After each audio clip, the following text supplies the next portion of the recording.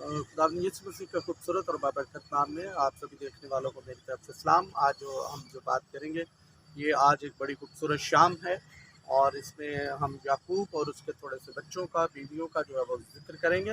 Most of the time लोगों को जो है वो जैसे मूसा है तो मूसा के नाम का मालूम है, लेकिन मूसा के बाप का क्या नाम था वो मालूम नहीं होता। कि अमराम था, अमराम के बाप का क्या नाम था, कहात था, और कहात के बाप का क्या नाम था, लावी, और लावी के बाप का क्या नाम था।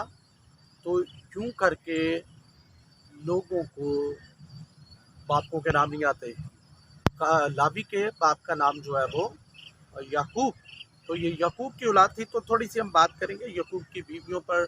जब वो अपने मामू लाबन के पास जाता है तो उसकी दो बीवियां होती हैं। एक का नाम लेया होता है और लेया से जो है वो उसकी एक लौंडी है जिसका नाम ज़ुलेफ़ा होता है। और ये पैदाइश बाब नंबर 30 आयत नंबर 10 के अंदर आपको मिलेगी। याकूब की बीवी लेया की लौंडी से पहले बच्चा जो हुआ उसका नाम जद। और पैदाइश बाब नंबर 30 आयत नंबर 11।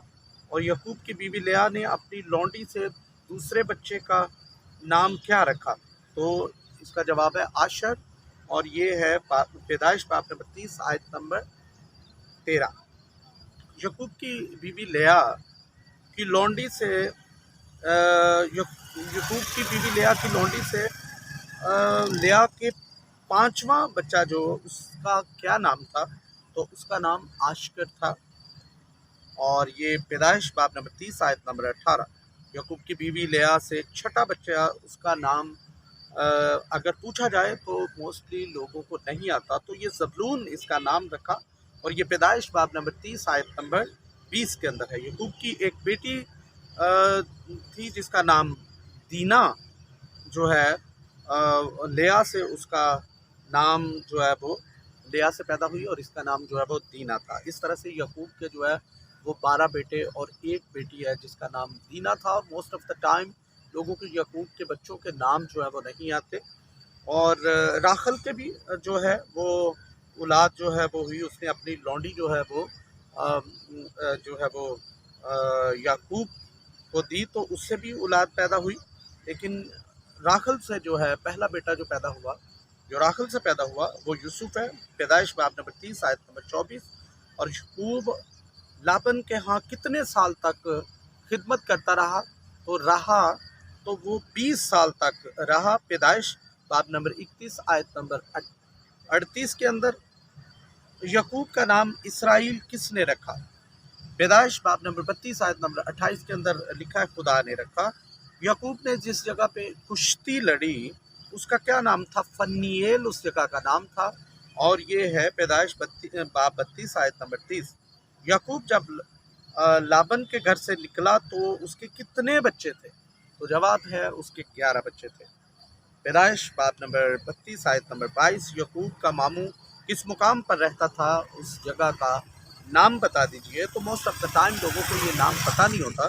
तो पैदाइश की किताब बाब नंबर 33 आयत नंबर 18 के अंदर फिदान आराम के अंदर जो है लाबन जो है वो रहता था। याकूब जब अपने मामू लाबन से चला तो उसने कहाँ पे जो है वो जाके जो है वो अपना डेरा लगाया अपने बाल बच्चों के साथ। तो ये सिक्कम एक जगह थी जो मुल्क कनान के सामने एक शहर था सिक्कम। और ये एक लड़के का, नौजवान का भी नाम था और ये शहर का भी नाम था। वहीं पे डेरे लगाए। पैदाइश बाब नंबर 33 आयत नंबर 18। सिक्कम जगह का भी नाम है और एक नौजवान का भी नाम था। अगर आपने ये दोनों चीज़ें देखनी है, पैदाइश बाब नंबर 33 आयत नंबर 18, पैदाइश की किताब बाब नंबर 34 आयत नंबर 1। याकूब के किन दो बेटों ने सिक्कम और उसके लोगों को कत्ल किया? उन दो बेटों के नाम बता दीजिए।